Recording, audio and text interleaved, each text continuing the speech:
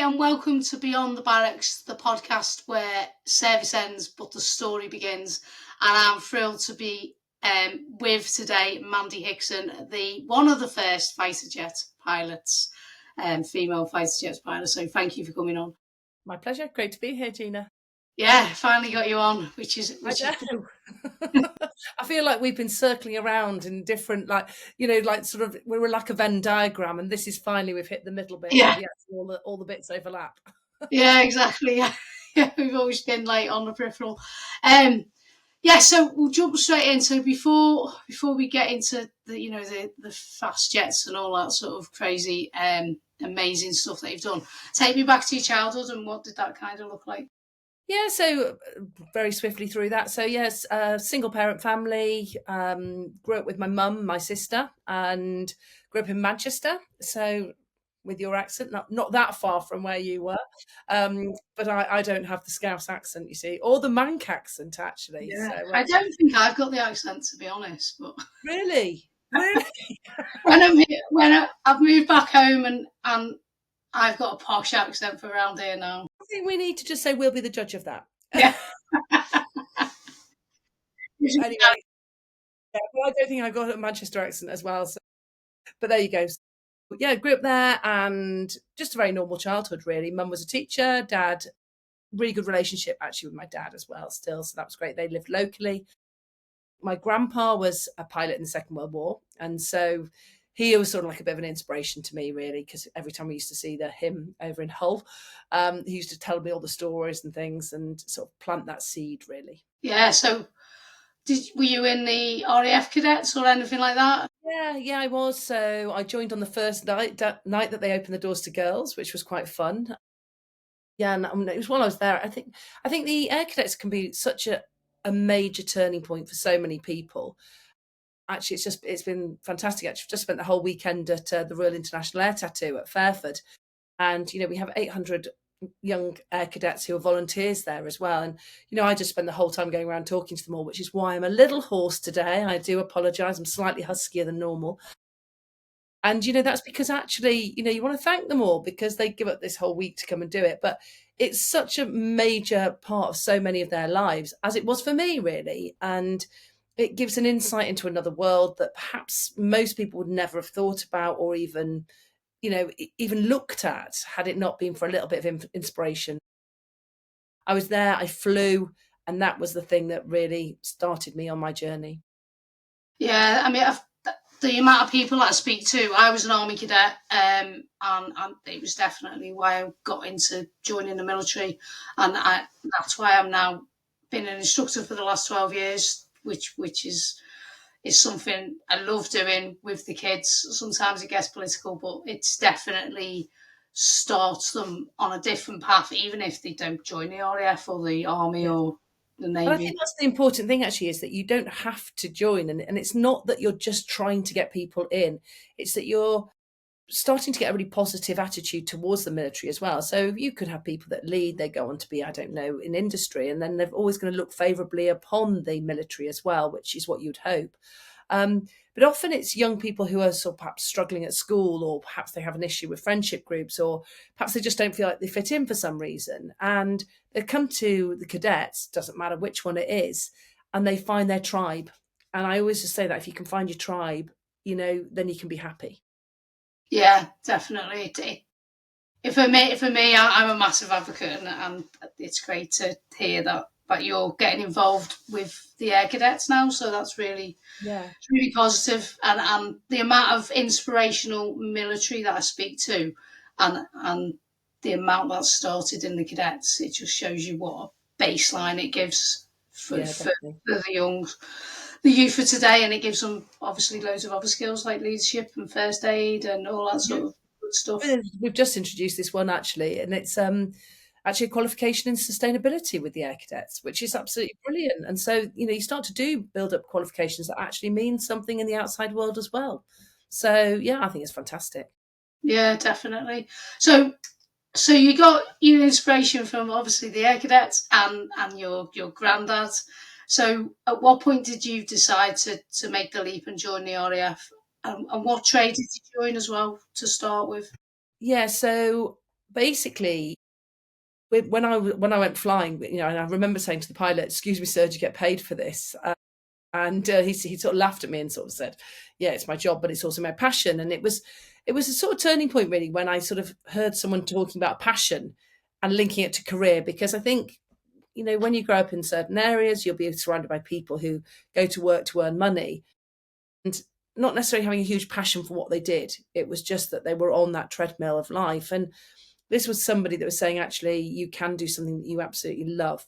And so that's when I set my sights on it. Women weren't allowed to be pilots, but I carried on the journey. I got a flying scholarship. That gave me accessibility to then gain my private pilot's license, which I used my money I'd saved up from a newspaper round money. So a lot of newspapers, I can tell you, were delivered for that. Got my license, and I got it on exactly 40 hours, which was the minimum amount you're allowed. And then I went off to university in Birmingham, and I joined the University Air Squadron. And again, that was like a continuation of the cadets. Got loads of flying on the UAS, and it was brilliant. And I absolutely love it. I think that, to me, even more so probably than the Air Cadets, the University Air Squadron was just where I met people who are still my best friends today. And we ended up with such an amazing unit, incredibly supportive boss and instructors as well, that when they changed the rules and allowed women to be pilots, I was in my second year at uni in 1992, and I applied and I failed all the tests. And in the end, having failed them twice, it was sort of the end of the line, really. But it was my boss on that UAS that went the extra mile for me, and basically just pressed a test, really, pushed the Air Force, said, hold on a minute, I don't understand why Mandy's failed. She's a really great pilot. And they looked into it, and the majority of women at the time were failing. And so they actually took me on as a test case, but they initially offered me a job as an air traffic controller, which I think is what you were alluding to. And I didn't want to join as an air traffic controller, but in the same way, going into that mindset of foot in the door, constantly moving forwards, I've always been a massive believer that it doesn't have to be this straight up ladder. Our lives are not a ladder. They're certainly not a career ladder. And you can find yourself hanging on some cargo netting, hoping not to fall in the ball pit for a while. But if you need to step on the ladder or step off it, that's absolutely fine. But it's about moving forwards, constantly moving in the right direction. And I took the commission as an air trafficker because I thought, I'm in then. And they're taking me on for who I am. Now I've got to prove I can do the job I believe I can do. And that's where we continued to make our case for me to get my branch changed to pilot. And it eventually came through. And I did find out, though, I was being taken on as a test case, which was a bit more interesting because it sort of planted this seed of doubt, really. Yeah, well, I think that's a good point, because a lot of people think that you've just got to go for what you're going, and if you don't get it straight away, then that's it. You give up. You've got to keep trying, haven't you? Because life doesn't throw you, a lifeline all the time, and you just have to keep pushing. And particularly, your era and my era, we were, as you say, the first female cadets. Then we were going through the change of, for us, gone WRAC and then getting integrated. And then I was one of the first that joined as a soldier who did everything the same. So we were going through a really exciting time, I think, of change. Yeah, absolutely. And I think that's the best way of looking at it, actually, is that people say, oh, it must have been tough. It must have been tough. Actually, it was exciting because I just kept thinking, I can't believe I've got the opportunity. That's how I saw it. I'm blessed. I'm blessed that they finally changed the rules. I wasn't moaning that the rules hadn't been changed previously. It's about living in that moment and just going, yeah, I'm in the right time. I'm in the right place. And here I am. I think that's really important. Yeah. So you went off, you still went to Cranwell, isn't it? Yeah, it was Cranwell for myself. Yeah. How did you find that? That's a year, is it? Oh, yeah. So when I actually started the officer training, for me, I think it was 6 months actually at the time. I think it's now 9 months. Well, it's gone into a modular approach, but I think at the time it was about 6 months. So we started in the October with actually loads and loads of University Air Squadron people. So that October intake is swamped with ex-University Air Squadron people, mainly a lot of pilots, and a lot of people I knew, actually. So we had a brilliant intake. I think there's about 100 and something on the course. And I think about 40 of them were pilots, or 40 or 50 maybe. So no, it was really good fun. Yeah, and then from there you went straight into, fast jet pilots, because you were one of the first, weren't you, to go through? Yeah, so Jo Salter was the very first female fast jet pilot. Well, first of all, we had Nikki, who she was the first pilot in the Air Force. Actually, it was lovely to connect with her actually this week at RIAT, and in fact, Jo was there as well. So we had a little conflab of the first sort of pilots there. So Jo was the first one that basically got the transition to fly fast jets, and she was instructing at Valley at the time. So when they changed the rules allowing them to fly on the front line, she was in the right place, and she just literally swapped across, and she was a great pilot. And so she sort of led the way for us. I never met her while I was in the Air Force, actually. And then you just start the flying training program. At that stage, for myself, we had a couple of there was a female navigator who is Soraya Marshall, who's now ACAS, or Assistant Chief of the Air Staff. She's stayed in, and she's absolutely been an incredible role model and ambassador for women in the RAF. And yeah, there was a lot of other very talented women that were going through with me. So we had about 4 women. One went off to fly fast jets over Judith in America on the NetJet scheme. There was myself. There was another woman called Mitch Tompkins, who ended up flying Harriers. And there was myself as well. And yeah, and then a couple of girls went and flew helicopters and multi-engine aircraft. So we were in this initial sort of surge where we were in university, and it was like, yeah, we're in, and now we're going off. And so that was really good, actually. And yeah, and we all went through the system, not necessarily on the same courses. So there were very few women on any of the courses I was on. It was sort of, you were often split up, but not split up deliberately, but just because, you probably know you're basically where you are in the alphabet. Pretty much was how it was sort of determined, really. But the flying training for myself, we had big holds in between. So it took about 4.5 years to get to the front line. Yeah, that's even longer than my training. How long was it? Mine was 14 months, but then there was a waiting time, so that was long enough. And then we had a few years, and it was another 14 months because I was an engineer, signals engineer. But yeah, God, that's a long time, 4 years. It was, yes. I mean, I joined at 21, and I got to the front line when I was, I joined in 94, and I was on the front line by 99. Yeah. So it is quite a long time.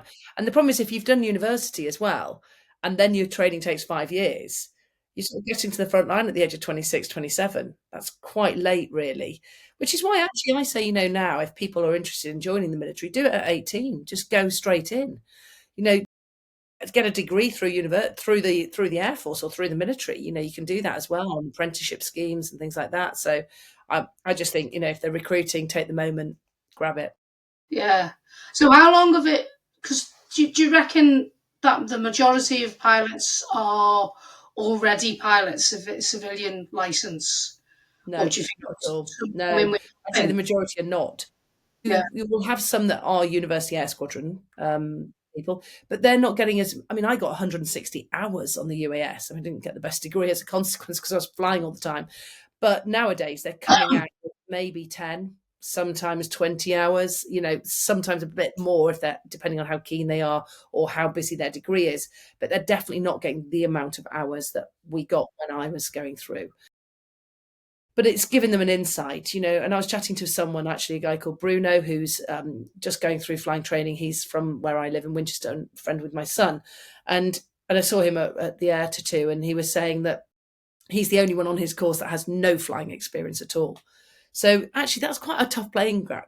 That's not necessarily a cool playing ground, is it? If you're coming in and someone's got 50, 60, 70 hours of that sort of flying as well, and you've got no hours. So but the instructors will be aware of that. Yeah, so the first bit, so I'm just now getting down a rabbit hole. The first bit of it, your training, is it all sort of theory and physics? And you do ground school. So before every single course, you'll do ground school. The first lot of ground school you do covers everything. It's almost like your private pilot's license exams that you would do on the ground. So everything from meteorology to radio, air law. How does an engine work? Don't ask me. Has it got one? Tick. I was never very up on the engineering side. People say, "Oh, what car are you getting?" I'm going, "A red one." Like, I'm really sorry. I'm not an archetypal pilot that likes to be in the engine. And they're going, "Can you just do these checks?" I was like, "Which bit's which?" I'm sorry. I know that's really crap of me. I should be better at that. I was fine, obviously, and you have to pass all the exams. I did pass every exam, but when they said, would I like to specialise in the electronic warfare side of things, I was like, no. I think I'll do the running a bit. I'll do the combat survival and rescue. I'll take that option as my specialism.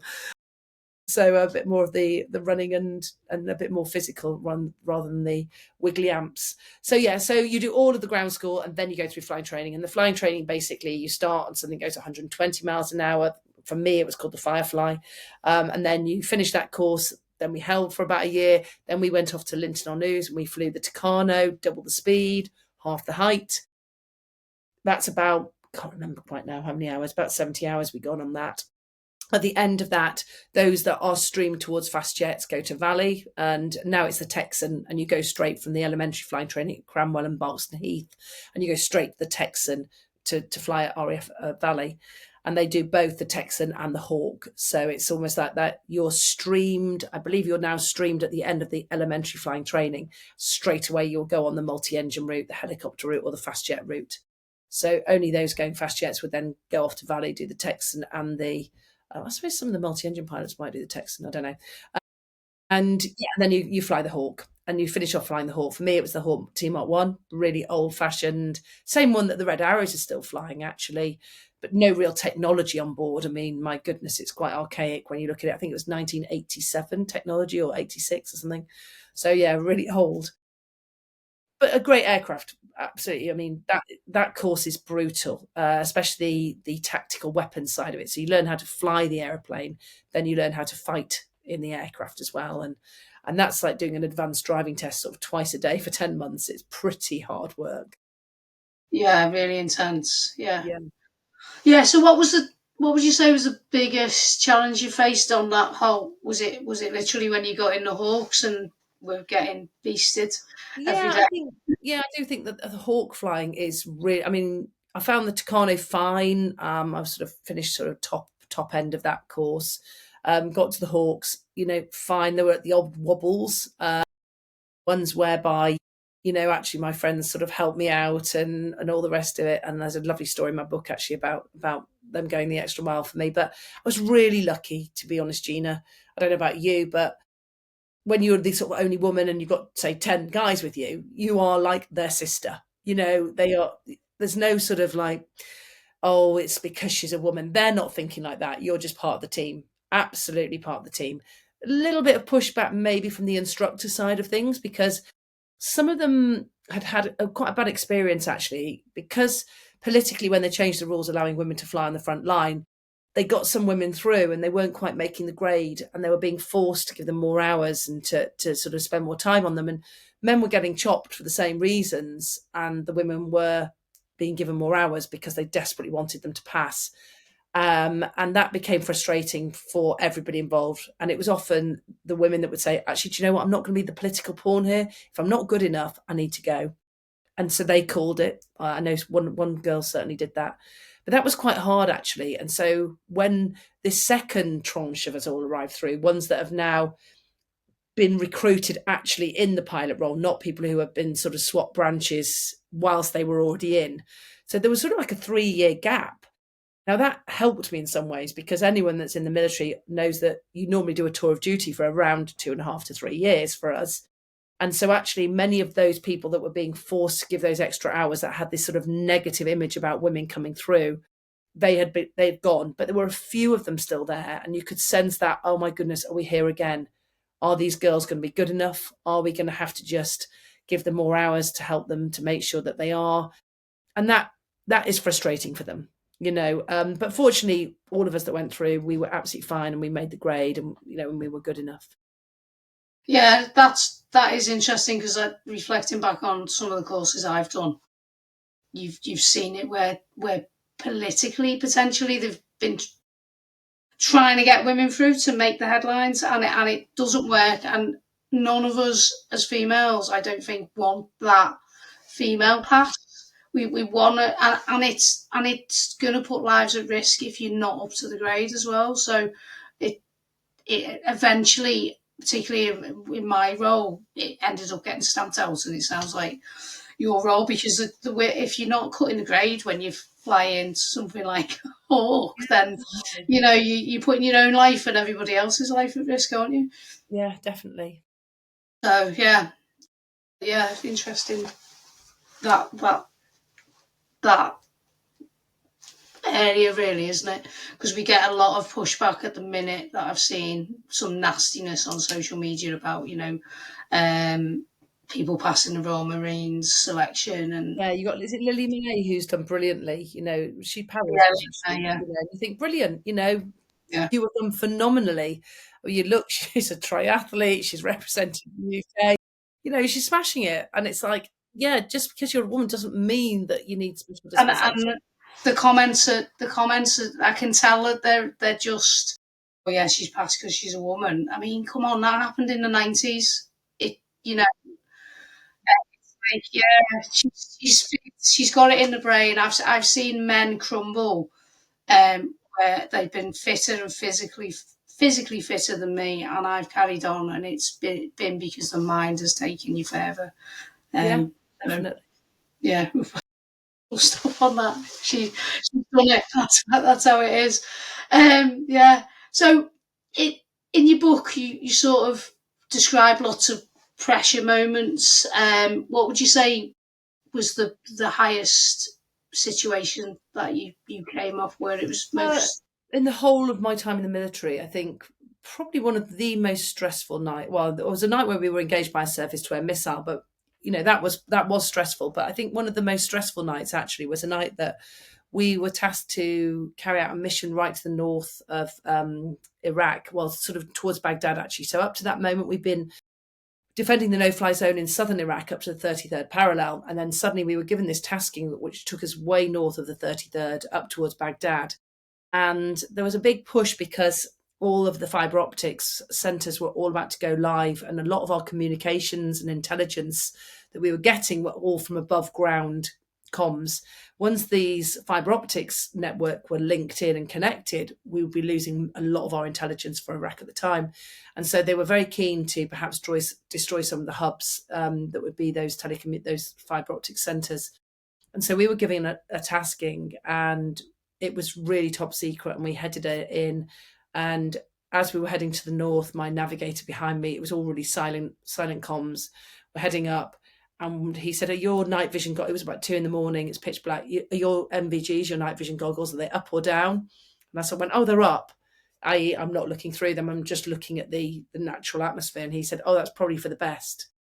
Instantly, I'm like a kid and a toddler in a sweet shop, pull them down to look through them, and I'm just now looking at tracer rounds just coming up all around in front of us on the transit way through. But the interesting thing was there was tracer going up, and there was AAA, the anti-aircraft artillery, going up, and they were launching some surface-to-air missiles, but it just seemed that they were launching them indiscriminately. They didn't seem to be tracking and targeting. It was almost like more of a, oh my gosh, let's just get some ammunition in the air. And we carried on through, and we ended up prosecuting an attack on the target, and it was a really successful mission.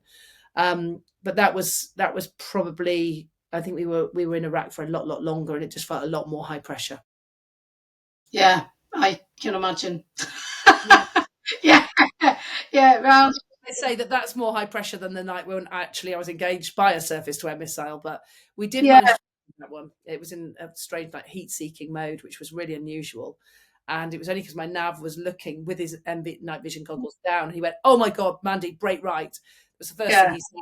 Because normally we've got something called a radar homing and warning receiver, and it gets flashes coming up basically when radar acquisitions start lighting up on it. And we have this tag that comes up, and it says, got a surface to air missile number 3 looking at you, or a acquisition radar for a 10 down here, and you just start to, we would call it 50 pence piece around it. You start to move to the keeping outside of range. We've got all of that intelligence in our minds.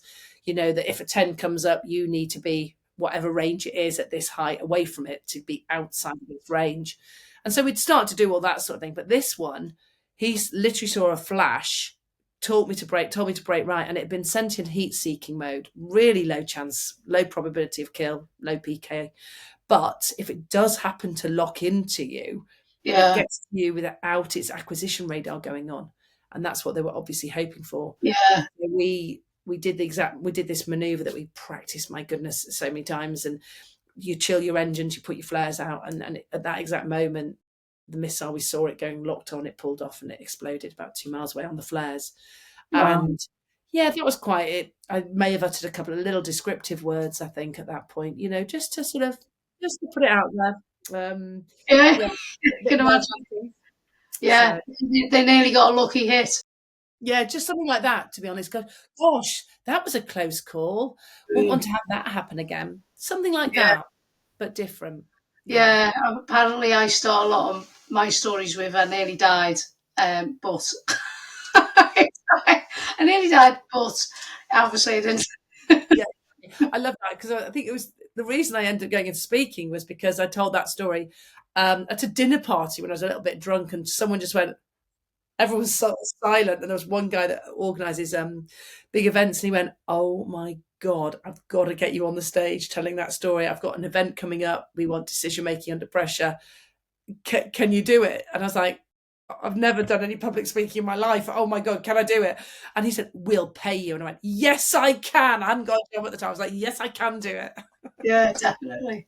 So, Yeah. so eventually you did get out and you went into to to this crazy world and got into speaking, which is where you are now. But Yeah. what point did you decide to put all your memoirs down? Was that after you started speaking or before? Yeah. Or, Yeah, it was. I mean, basically, everyone just kept on saying to me, "Have you written a book? Have you written a book?" And I used to go, "No, God, no, I can't write." Because I was never, and it's amazing, isn't it? You put yourself in the pigeonhole. No, I can't write. And that's because actually English had never been my strength at school. I was much more around the STEM, the maths, loved sciences and maths, give me statistics, all of that sort of thing. That's what I did all my A levels in. Um, the irony was English, I just thought, oh God, I hate it. And I hated writing essays at uni and all of that sort of thing. And I'd sort of shy away from it. And so the thought of writing a book did not appeal to me at all. And then, so I was saying no, no, no. And then I started to say, well, not yet. And this is like the best top tip I would ever give to anybody, is if you've got something that you're putting off in your brain and you've been saying, no, I'm not doing it. I can't, no, I'm not, I can't, no, no, no. Just say not yet. Because the second you say not yet, your brain's a really funny thing. It starts to go, not yet. How? How could I then? And actually, in the end, ended up working. And I just think always, I'm a massive believer in the stars aligning as well. So a really great friend of mine from university, a guy called Rob, he was a journalist working for the BBC up in Manchester. And he decided after a few years of commuting from the south up to the north that he couldn't keep on commuting up when the BBC moved up to Salford. And so he said, look, I'm thinking about doing something different. And I said, ever thought about helping someone write a book? And he was like, oh my God. And he was really into flying as well. So he wanted to be in the Navy himself, wanted to be a pilot, was sort of quite, into all of that side of things. So sort of he was, and a great writer. And so the two of us worked collaboratively together, and he managed to sort of help me capture it. And we basically wrote this book together. yeah, and it's been a bestseller and Yeah, led it's to done bigger and really better well. things. I'm blown away, actually, to be honest. I tried to get a publishing deal and didn't get one. I did get taken on by a literary agent straight away. Great guy, one of the top publishing literary agencies in London. And he put it out there and he just said, Mandy, it's just so niche, One feedback was plain books are for a male readership that have no interest in a woman's story. And that was from like a major publishing house. And I was like, what? And the whole thing that really annoyed me actually with the publishing world, I'm just going to be out there and say it. I'm sorry to any publishers out there. Your world goes too slowly. It is ridiculous. If maybe you've been used to traveling at 500 miles an hour, anything that is not that feels a bit slower. But, to sort of get in touch with your literary agents, then that's a 18-month process. That's stopped the whole thing. The book's written by this point, and they're saying, right, yeah, well, we have to put a proposal together. I'm going, the book's written. And in the end, I just got so bored of it. I just said, you know what, I'm just going to self-publish it. So I took it off him. I put it onto Amazon, self-published it on Amazon, went to my little friend Tony, who runs a little printing press in Winchester, Sarson's Press. And I said, Tony, You've done some leaflets in the past for me. Could you print my book? And he said, yeah, of course I can. I said, I'm thinking of 1,000. And he said, oh, don't be ridiculous. He said, no, no, no, no, no. He said, look, I'm just putting it out there. People think they'll sell lots of books. They don't. I'd go for 100. Honestly, go for 100. You'll be fine. And then if you want more, we can always print more. But honestly, don't go for more than anyway. Printed 100 under his advice, sold out immediately on the 100, ordered 500 to then be printed, sold out immediately. Anyway, at the moment he's printed up, think about 1,000 copies for me, and on Amazon it's sold now over about 42,000 I'm up to, I think, something like that. So yeah, I think it's got almost, I don't know how many 5-star reviews on Amazon it's got. I think it's about 2,000 something.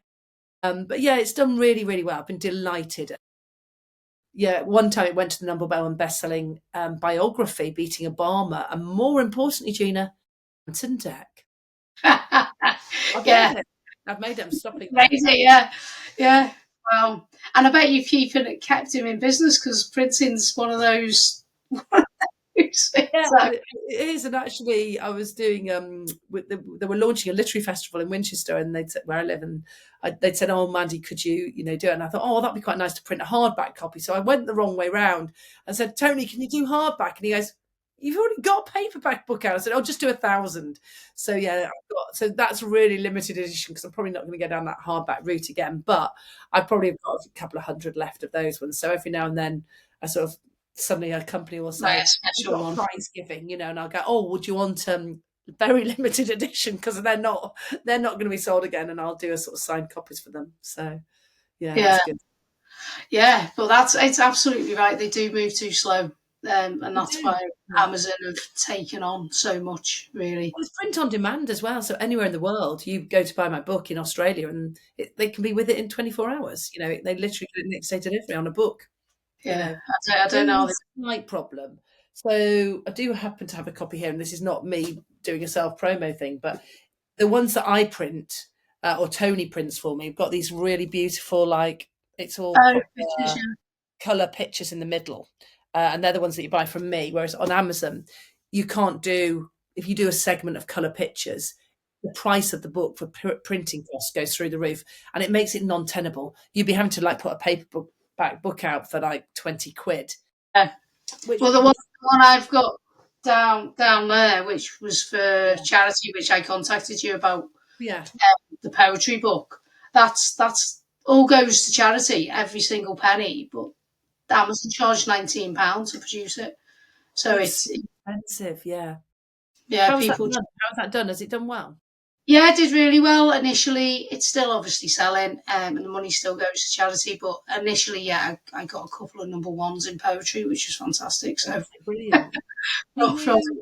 Is that through a publisher then, Gina? Did you go through the publisher? No, that was just all Amazon direct. We talked about it at the time, didn't we? We were like, "Got any tips?" Yeah. I was like, because it's colour, it's all illustrated, and that's why it costs so much. But so it did well, raised a lot of money, raised my profile, and I think indirectly from the book, I ended up raising, and my crazy stuff that I do, I've raised now over 300,000 for veterans charities. Oh my God, that is brilliant! Well, obviously, because it gave me that platform, so that I think that's what books do. I remember seeing someone, I was listening to a podcast, and he was saying most of you people make differences because they write a book and then they get a platform. The biggest one for myself, actually, that I hadn't really thought about as a sort of secondary side of this. You think, it'd be really nice for sort of gigs. It'd be really nice and have it out there. It is the young people. So I at Riyadh this weekend, this air tattoo. Oh my God, I felt like a celebrity. So there was myself and Joe Salter. We were wandering around, and I'm only sort of saying this. I'm not saying this from an ego way at all. But it's the Air Cadets that are coming up to us going, "Excuse me, may we get a photo?" And Joe and I are going, "Yeah, sure." Because we're like, God, we feel a bit like knobby, basically. But I don't ever think of myself as being someone that's out there particularly. But this little niche world of the Air Cadets and the photographers, the aircraft sort of spotters, we call them aircraft spotters, and I don't think they're offended to be called that. But all those av geeks. they all know us. They all know us, and they've read our books, they follow the story. I've sent them signed copies, signed their pictures. I do all of those sorts of things, and I think that has been a spin-off that I probably wasn't expecting, is that aviation community, they are passionate about it, and the impact it's had on the next gen of people coming through. Again, one person said, Mandy, I wrote a script at university using your book for my film and media degree, and she sent it to me. She sent me this first script, and she said I got a first. She was there taking a selfie, and then this other girl was in the queue, and she said, I say queue, we were just like doing a speech on the stage, and we got off, and she said, I've written an essay on cultural change in the military, and we've used your case study, so you were my entire selfie. And that's really, really important. I hadn't thought about that as the huge impact that you can have. Yeah, and that definitely is like the ripples, isn't it? And working with the cadets, the positive role model that it can be done, no matter what you want to achieve in that respect, depending on, it doesn't matter now, sex or colour Completely and or utterly, yeah. Because the Army Cadets do this diversity. really good STEM camp actually in Yeah, the Salisbury Plain training area. Can't remember, was it Wilton? Can't remember. Anyway, but it's a really great one. They did it, I think it was over October half term, and there was a girl that came up and she said, I was in the audience, and she said, and I still talk about that STEM camp that we did with the Army Cadets, and it was brilliant. And I spoke at it as well, and I think that's had great support from lots of different, like Jordan Wiley, I think, has spoken at it previously to myself, and I don't know if you've sort of joined them at any of the things, but those sort of things do have a massive impact. yeah, definitely do. That's what I'm a massive advocate of it. So yeah, and the things they do there. So when you going back to your life, it's your life when you left, because I know a lot of people when they leave the military have a bit of trouble transitioning. Did you experience any of that, or were you? So I'm probably a little bit different to most on that front, because I left the front line, was pregnant, and did a ground tour at High Wycombe, which I'll be honest, I hated. Hated it. I hated it because I had an hour and a half commute each way as well, whilst being heavily pregnant and stopping to vomit quite a lot on motorways and things through morning sickness. So anyway, no, I did a ground tour. Then I found another tour that I could do, which was sort of partial flying, partial ground tour in direct support of Tornado. It had to be a Tornado pilot that did it. And it was considered the most boring job in the Air Force, and no Tornado pilot wanted it. Apart from one that's just had 2 children under the age of 2, who wants a 9 to 5 job that's half an hour from their house. And I was like, I'll do it, me please, me please. So I did apparently the most boring job in the Air Force, which was looking after all of the aircraft documents set for Tornado, F3, GL4, Tucano and Hawk. And do you know what? It was perfect for me. It was routine. I couldn't be deployed at the time while the children were really little, but I was told I'd never be promoted if I took that job. And at the time, I was only in for 12 years, and I was just coming up to the end of my 12 years, and I spoke to the boss of the squadron, and I'd said, I wonder if I can extend. I'm really happy this job's really working for me. And he said, well, apply for a permanent commission. It'll take you to your 16 years, i.e. another 4 years of service. And so I applied for the permanent commission and didn't get it. But he said, well, let's just extend you for 2 years. I can do that in post. So I just extended for 2 years in post, and then the end of that 2 years arrived, and he said, I wonder if we could just extend you for another 2 years, because it was a gapped position. If I left, no one really wanted to do it. And so he was delighted to keep me because I was a good worker. I was pretty switched on. I got the work done really quickly. In fact, I was told to slow down a bit because there was a lot of retired civil servants there who were going, you're doing it too quickly, Mandy. Could you just slow down a bit and stop making us look bad?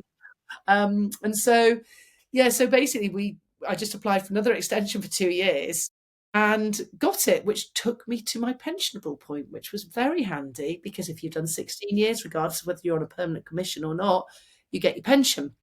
And that was a goal changer for me, a complete life changer. But that at that point, you see, I had my 2 children. I was living in Winchester, commuting half an hour to Boscombe Down. And by now, my kids are now 4 and 5. So they're about to start school.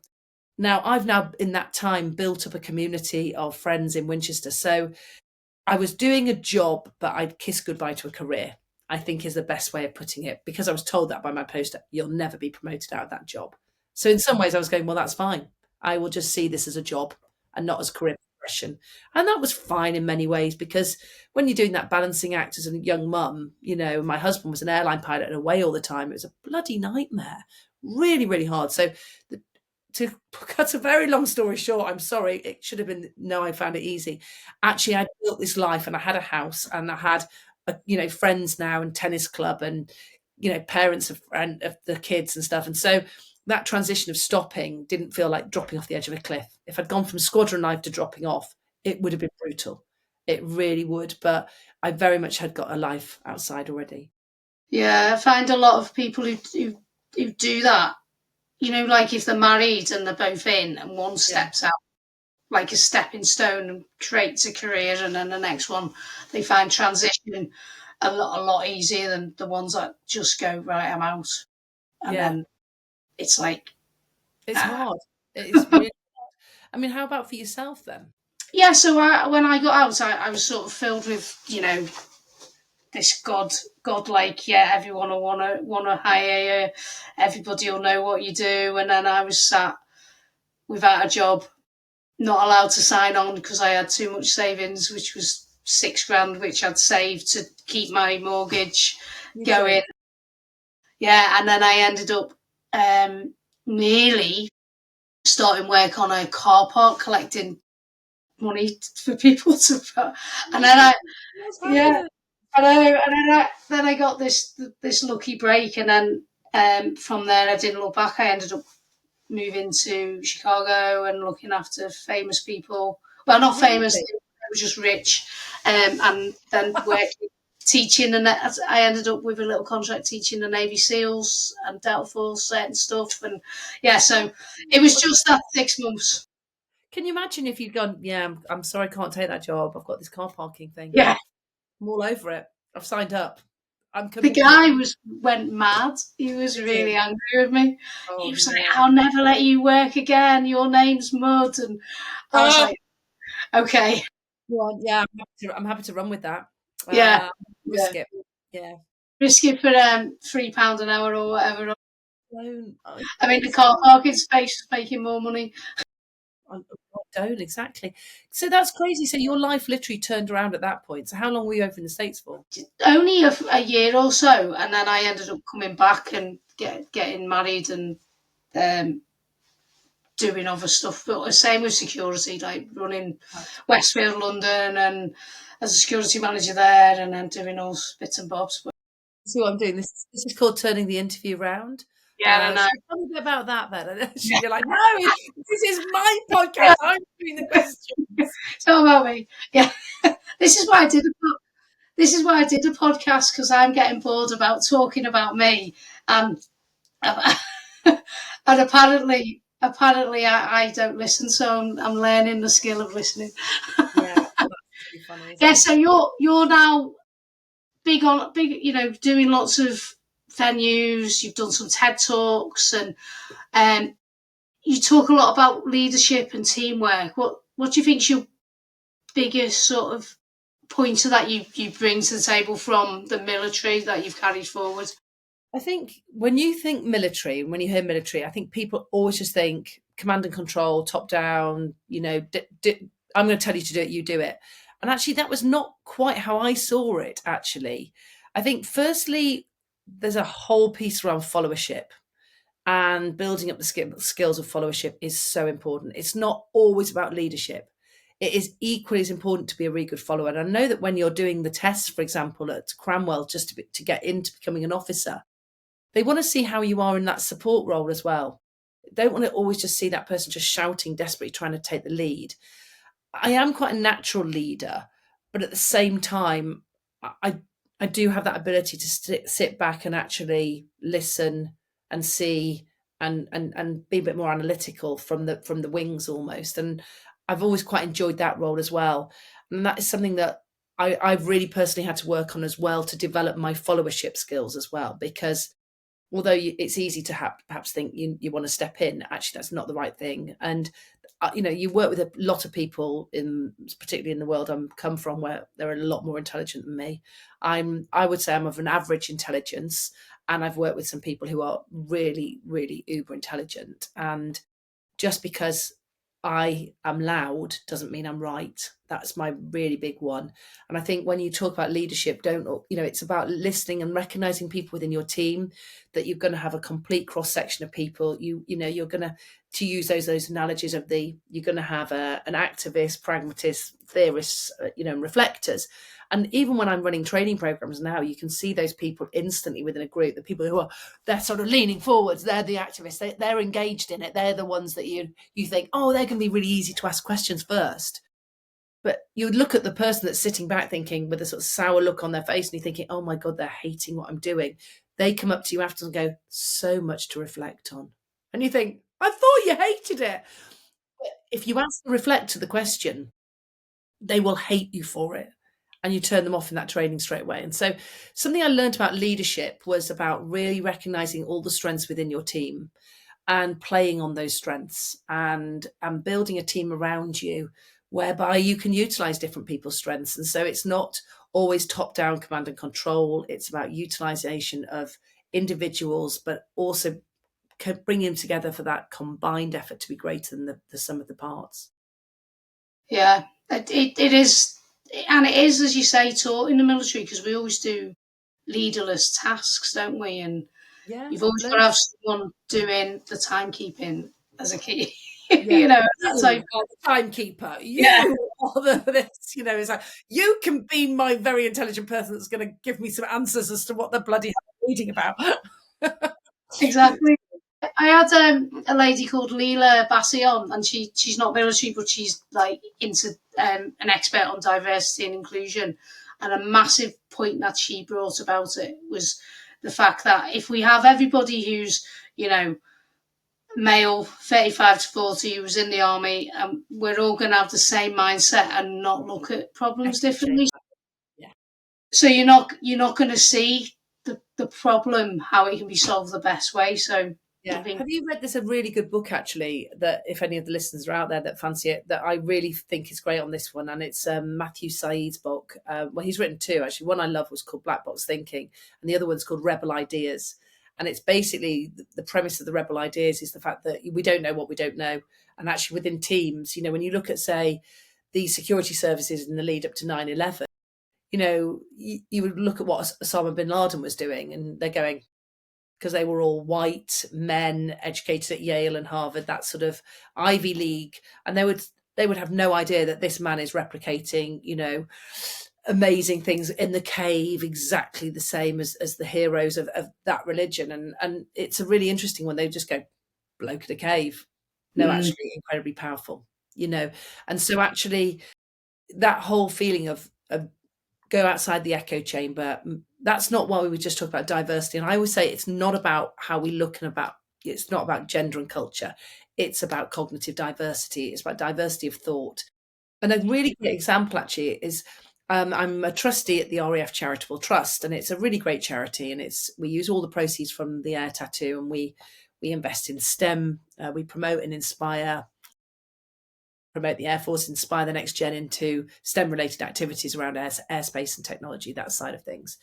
And it's been really, really interesting because I look at the makeup of that board of trustees, and the head of that is a guy called Osby, and he was a boss on a 13 Squadron when I was a boss on 2 Squadron. We were both at Marham together. And so I was never in his direct command and control or anything like that. I was never on his squadron, but I always admired him as a leader. But he has built up this really amazing team of trustees. And when you look, we've got people who have nothing to do with the military. You've got some senior people in the military who are going to bring some gravitas to that, and they know how it works. They brought me in. Why? Well, actually, what I probably bring is that real STEM connection. I'm in schools all the time. I'm talking STEM. I'm, inspiring the next generation. So I'm in that inspire piece. And so you've got people who are all about finance, audit. As soon as those bits of information come in, I can feel my brain going, and you've lost me. No interest in it. And as soon as the team are coming and going, we're putting in a campaign about getting technology for girls and coding for girls, I'm like all over it. And you can see them sort of fading out. And so we recognize people got different strengths, play to them. If you've got a board, if you've got a senior team, make sure it's diverse, not just there's my token white person, there's my token black person. It's nothing to do with that. It's about what's going on in the Yeah, brain. yeah, and different experiences, isn't it? And different Yeah, where you completely. grew up, and yeah, definitely you need to take on the team. Yeah, You're not going to do it alone, are you? And I think that's what life teaches you yeah. in some respects. Because there's always, the person who's run, for example, I don't know why I'm thinking of him, the hardest geezer who ran Oh, across amazing. Africa. I met him the other day, and it's like he still had a team. He was essentially alone, but if he didn't have his girlfriend, or it might be now wife, back listening to him, and everyone's got someone or something behind them to make them be great. Yeah, Mm. and actually, I use the analogy a lot. So when I'm doing my speaking, I'll talk about the fact that when we say Air Force, instantly people just go pilot. It's just like, you say hospitals, you say NHS doctors. I mean, let's take the Air Force, 63 trades. 63 trades working as cogs in a machine. It's not about the pilot. I might be that person sitting at the end of the chain, but you're 100% reliant on every single cog working. If the catering staff at this point get it wrong, no one's getting airborne. If the supply team are not working, if logistics aren't working, if the MT is not working, that transport systems, everybody's got to play their part, and they genuinely are as equally as important. And it's about recognizing the importance of those people and celebrating that team ethos that you get from that.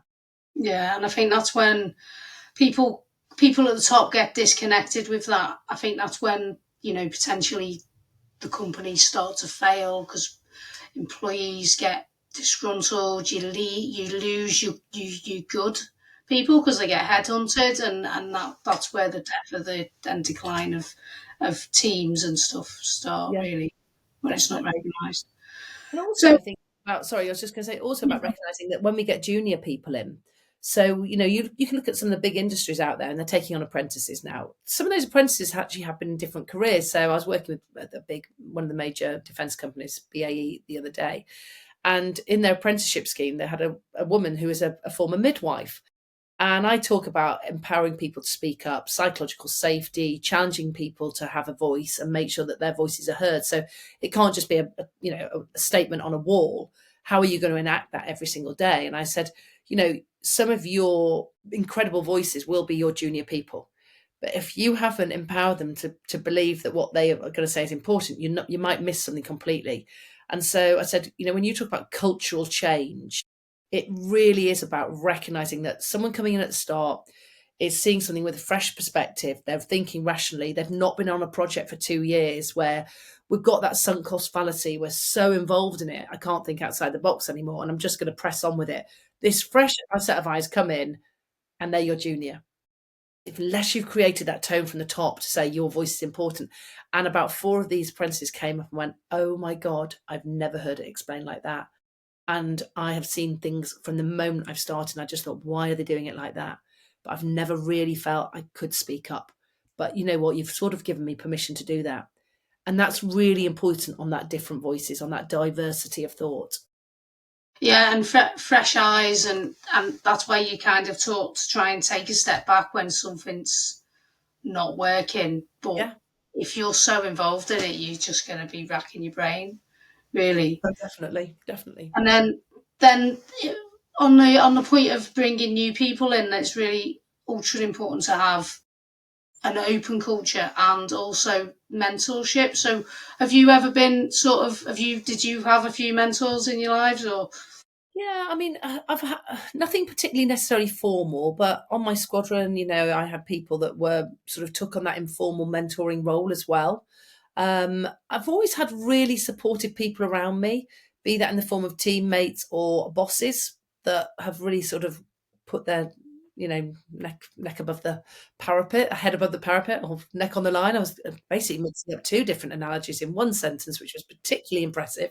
It's been a very long weekend, Gina. What can I say? I'm Yeah, knackered. But ultimately, it is about that recognizing that I've been reliant, but Yes, the nice thing is it's about sort of when I first left and I connected to Jo Salter and I sort of said, I believe you do a bit of speaking. We don't know each other. And she passed on some words of advice and some great tips and sort of mentored me a bit to begin with. And you don't realize you're necessarily doing that. But now that other people are leaving, and I've been on the speaker circuit for about 14 years now, actually, I do exactly the same. So there's a lovely girl, Liz McGonaghy, Chinook Crew Chick. I don't know if you come across Liz. I adore Liz.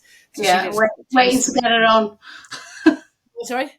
Said I'm waiting to get her on, but I know when Yes. she was writing her book, she contacted me. So yeah, Oh, yeah, I love Liz. So we had lunch last week actually together, and she's only 20 minutes from me. So we sort of see each other. And I've mentored her a bit to begin with and just said, about pushing yourself out there. And then there's another crew, another Tornado F3 crew who have just sort of like left and they're getting on the speaker scene as well. So I've been mentoring them a bit and listening to theirs. And I think it's just about passing that on.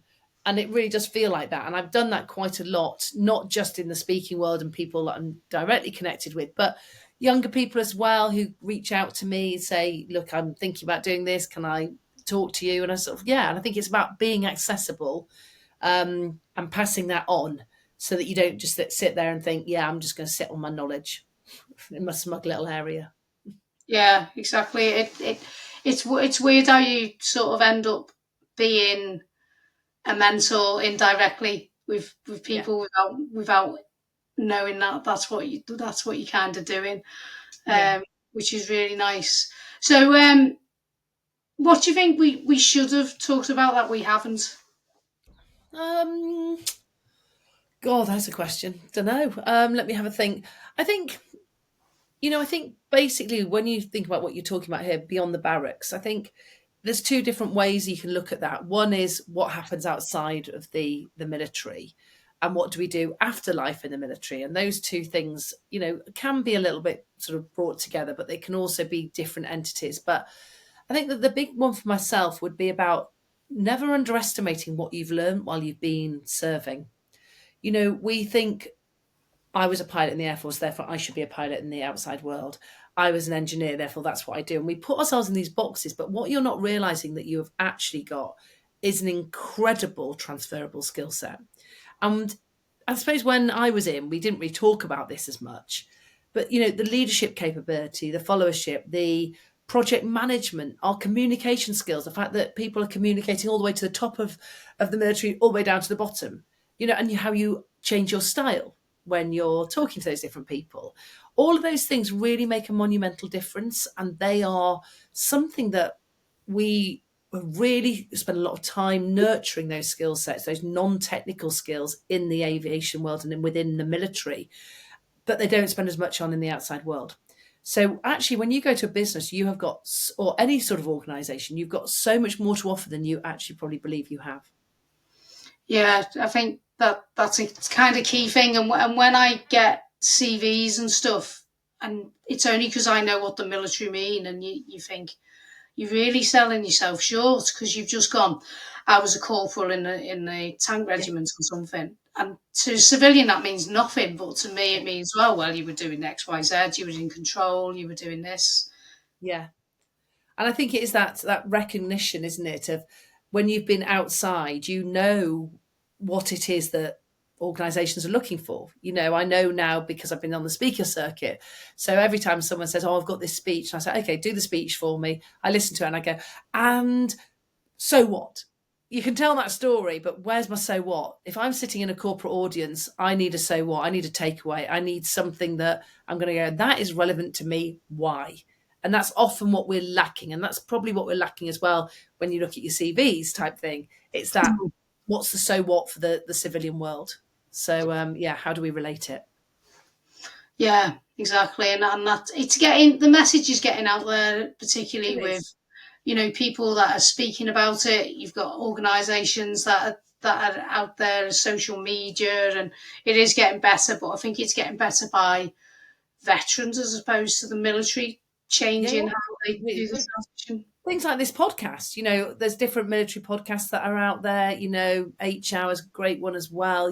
There's lots of different ones that you can listen to where you start to realize that actually, you know what, don't be afraid of the big bad world outside the military. But also, what I would say as a caveat, you think that the grass is going to be much greener when you leave. And quite a few of my friends have not found that. They've gone, do you know what? I really miss the camaraderie.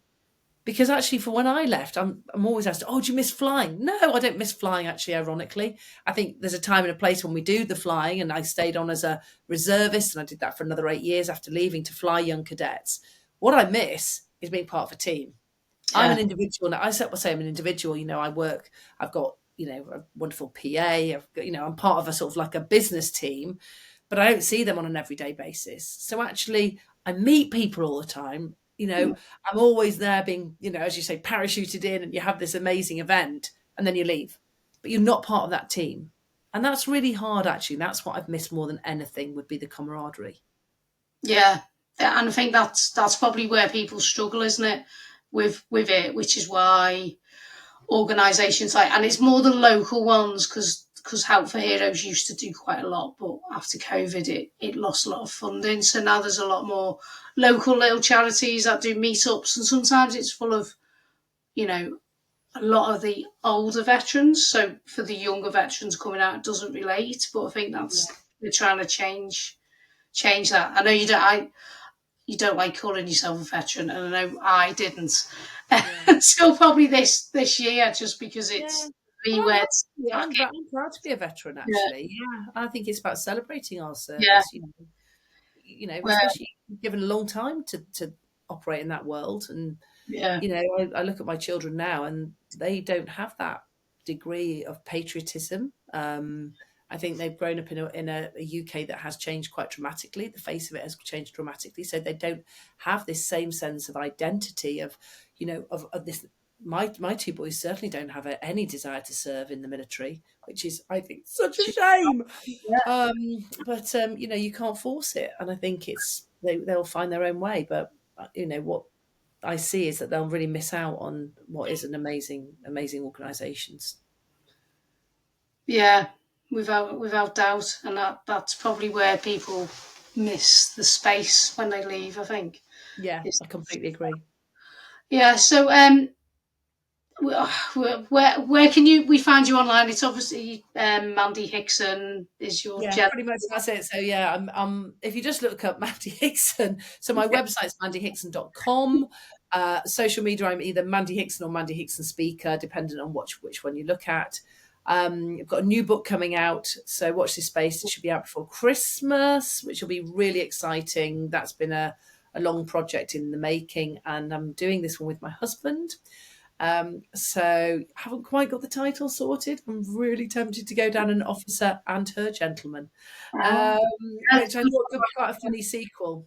yeah, So yeah, but we've just finished writing that now, and so yeah, I'm really excited to get that sort of edited over the summer and get some formatting going on, and then hopefully we can look at.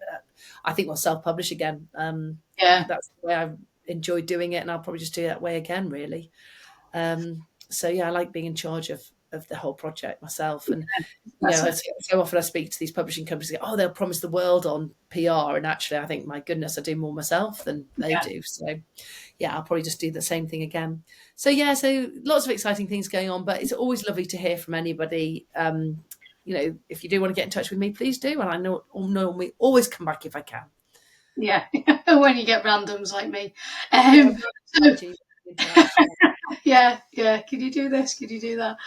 So I've got one.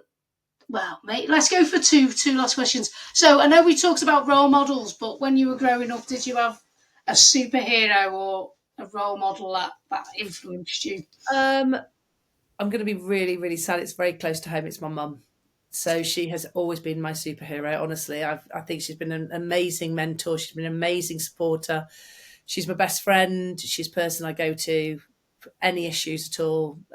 She's brilliant. I love her dearly. And I wouldn't be where I am now if it wasn't for her.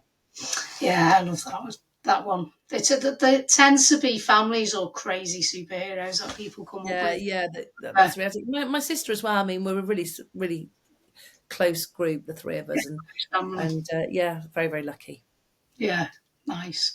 So the podcast is called Beyond the Barracks, and I know we've kind of touched on that, but what does that mean to you? it means about it means about the community. You know, the fact that beyond the immediacy of the barracks, of the station, whatever we want to call that, that you're still part of that family. And I think once you've been in the family, be it in the military, doesn't matter which one, although Navy, can we just leave it? I'm joking. I say it as a joke. My husband was Navy, and that's why I could say, there you go, there's his hat hanging up, one of each. But ultimately, it's about being part of that community and recognizing it. And so when we see people struggling, go beyond the barracks, help them out. That's what it would be about to me. Yeah, definitely. And we're part of a really unique community, I think, where there is always someone, no matter how down you feel or feel that nobody's experienced it. There's so much support out there. So Yeah, definitely, so many good charities as well. I mean, so many good people doing a lot of work in that, like combat stress and people like that as well. I mean, it is about reaching out. And Liz and I have talked about this. Liz McGonigal and I have talked a lot about it. But actually, yeah, I mean, there's still work to be done, and it's sad that it's the charities that are having to pick up those pieces in some ways to be those support ones. But actually, at least the support is there now. yeah, exactly. Yeah, it's getting better. It's getting better daily for sure. Yeah. Well, thank you so much. I think I probably could have done a double episode, to be fair, with some of the tales, but then it leaves people to go out and buy your book and read Yeah. it firsthand. And then obviously the second book coming out is going to be even better. So I'll have to get you both on to talk about that. Yeah, God, double act, hit the Yeah, Hicksons, hit the road, crikey. get the Navy in. Yeah, my brother was Navy, and I should have realistically. My dad was Merchant Navy. I should have donned the Navy uniform, but I liked the Army one better. Oh, there you go. And actually, I'll be really honest, I think the Navy uniform is really nice. So, Yeah, the yeah, twos no, I off have, or whatever they're yeah, called. The number ones they have, don't they? yeah, Yeah, they look good. They do look good. Hence, it's an officer and her gentleman. yeah, exactly. Yeah. Right. Well, take care and thanks again, and I'm sure we'll be in touch offline. Yeah, thanks so much, Gina.